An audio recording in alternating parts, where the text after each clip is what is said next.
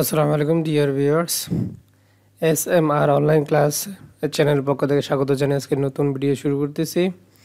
আজকে আলোচনা করব নৈপুণ্য অ্যাপস নিয়ে। তো এখানে একটা আপডেট দিয়েছিল, সে আপডেট সম্পর্কে কিছু তথ্য বিস্তারিত জানানোর জন্য আজকে এই ভিডিওটা বানানো হচ্ছে। সেটা হচ্ছে যে এখানে বলা ছিল যে শিক্ষার্থীদের যে ধর্ম আর লিঙ্গ নির্বাচন করে এটা আপডেট করতে বলছে। আমরা যখন নৈপুণ্য অ্যাপসে শিক্ষার্থীদের তথ্য দিয়েছিলাম বা ইনপুট করেছিলাম একজন অথবা সকল শিক্ষার্থী, তখন কিন্তু আমরা হয়তো অনেকেই কিন্তু আমাদের শিক্ষার্থীদের যে ধর্ম অথবা যে তাদের যে জেন্ডার ছিল এটা কিন্তু আমরা দিই নাই। এখন ওখান থেকে বলতেছিল যে এই দুইটা জিনিস যদি না দেয় তাহলে শিক্ষার্থীর যে মূল্যায়ন আসতেছে সামনে বা অথবা 3 তারিখের পর যে মূল্যায়ন করতে হবে প্রতিদিন, এই মূল্যায়ন করতে গেলে কিন্তু একটু সমস্যা হতে পারে বা মূল্যায়ন নাও করা যেতে পারে। তো এখন আমি সেই বিষয়ে একটু আলোচনা করবো। আপনারা এটা করবেন যেভাবে, সেটা হচ্ছে যে আপনাদের প্রধানের আইডিতে কিন্তু আপনাদেরকে প্রবেশ করতে হবে। প্রবেশ করার পর এই যে আমি এখন যে জায়গায় আছি সেটা হচ্ছে এখানে আইডিতে প্রবেশ করার পর কিন্তু এখানে তো এখানে একটা রেড কালার ইয়েতে একটা SMS দিয়ে রয়েছে, সেটা যদি আমি একটু পড়ে শোনাই। তো এখানে অলরেডি কিন্তু বলছে যে শিক্ষার্থী যথাযথ সহজে মূল্যায়নের জন্য প্রত্যেক শিক্ষার্থী লিঙ্গ ধর্ম সংশ্লিষ্ট তথ্য আগামী 13 জুন 2024 তারিখের মধ্যে অবশ্যই হালনাগাদ করতে হবে। তথ্য হালনাগাদের জন্য করার জন্য নিচে ধাপসমূহ অনুসরণ করুন।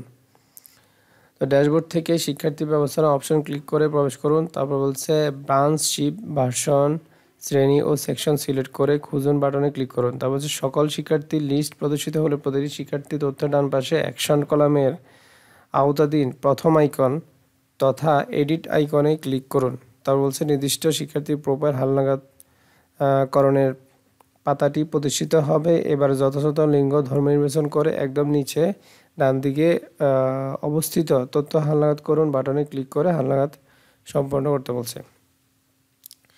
তো আর এটাতে সমস্যা হলে বলছে এখানে একটা নাম্বার দেওয়া আছে, এই নাম্বারে কল করে কথা বলতে বলছে।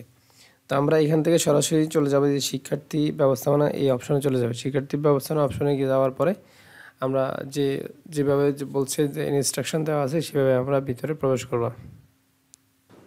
শিক্ষার্থী ব্যবস্থাপনা ক্লিক করার পরে আমাদেরকে এভাবে নিয়ে আসবে, এই জায়গায় নিয়ে আসবে। এখানে আসার পরে বলছে যে ব্রাঞ্চ, শিফট, তারপর ভার্সন এগুলো বলছে দেওয়ার জন্য দিয়ে তারপর বলছে খুঁজুন বাটনে ক্লিক করার জন্য। তো আমাদের তো এখানে কোনো শিফট বলতে যে একটাই সেকশন যদি বেশি হয়ে যায় তাহলে আমাদেরকে ওই হিসাব করে, কিন্তু এখানে কোনো সেকশন নাই যার কারণে সরাসরি চলে আসছে। এই সকল শিক্ষার্থী কিন্তু এখানে শো করতেছে, এই যে 1 2 3 পরবর্তীতে আছে। তো বলছে যে এখানে অ্যাকশন বাটন মানে বলতেছে এই যে এই সবগুলো কিন্তু অ্যাকশন বাটন, এই যে এখানে লেখা আছে অ্যাকশন বাটন। এর পাশাপাশি বলছে যে এডিট আইকন, এই পাশের যেগুলো আছে এটা এডিট আইকন। আচ্ছা, এখন কথা হচ্ছে যে আপনার যদি যখন আপনি কাজ করেছিলেন তখন এই যে লিঙ্গ আর ধর্ম এই দুইটা জায়গায় যদি আমার এখানে কিন্তু সব কিছু দেওয়া আছে, লিঙ্গ এবং ধর্ম দুইটা দেওয়া আছে। যাদের নাই তাদের এখানে কিন্তু লেখা থাকবে যে আপডেট করুন, মানে আবার এখানে হলুদ কালার করে আপডেট করুন কিন্তু লেখা থাকবে। আমার এখানে এই জন্য দেখাচ্ছে না। যে সকল শিক্ষার্থীর নামের পাশে আপনি এখান থেকে যেগুলো দেখতে পারবেন যে রোল আছে, শিক্ষার্থীর নাম আছে, সব কিছু এখানে দেখা যাচ্ছে, সেকশন কোন শ্রেণী সব কিছু একসাথে এখানে শো করতেছে। এর পাশে যাদের নাই তাদের কিন্তু হলুদ কালার আসবে এখানে আপডেট করার জন্য। আপনারা ওখান থেকে আপডেট করতে হবে। তো কীভাবে আপডেট করবেন সেটা একটু দেখাই। সেটা হচ্ছে যে এই যে এখানে যদি যেটা বলে, সাপোজ মনে করেন যে এই শিক্ষার্থী এটা আপডেট করতে, তখন আপনি এই যে এডিট বাটনে ক্লিক করতে হবে আপনাকে। এডিট বাটন ক্লিক করার পর আপনি যখন কাজ করেছিলেন বা এই শিক্ষার্থীকে যখন আপনি এখানে অ্যাড করেছিলেন তখন যে তথ্য দিয়েছিলেন এখানে সকল তথ্য কিন্তু একসাথেই কিন্তু এখানে কিন্তু শো করবে। আপনি সবগুলো একটু মিলিয়ে নিতে পারেন শো করার পরে। তারপর আপনি এখান থেকে আপনি লিঙ্গ আর ধর্ম আপনি ওখান থেকে আবার এটা দিয়ে দিবেন। যে এইভাবে শিক্ষার্থীর পুরো যে ডাটা আছে এভাবে শো করবে। এখানে শো করার পরে আপনি কী করবেন যে এখানে আসবেন, এই যে এখানে লিঙ্গ আছে এখান থেকে তার ইয়েটা চেঞ্জ করে দিতে হবে। যদি না থাকে থাকবে না, এখানে নির্বাচন করে দিবেন, ধর্ম নির্বাচন করে দিবেন। ধর্ম নির্বাচন করে দেওয়ার পরে সবশেষে নিচে যে তথ্য হালনাগাদ করুন, এই তথ্য হালনাগাদ করুন বাটনে আপনাকে ক্লিক করতে হবে। ক্লিক করলে আপনাকে পুনরায় আবার শিক্ষার্থীদের যে তালিকা আছে ওই তালিকায় আপনাকে ওখানে নিয়ে যাবে। আর এইভাবে প্রত্যেকটা শিক্ষার্থীর নামের পাশে থাকলে এইভাবে সকল শিক্ষার্থীদের তথ্য আপনি তাড়াতাড়ি এখানে হালনাগাদ করে দিবেন। তো এই ছিলই আজকের ভিডিও।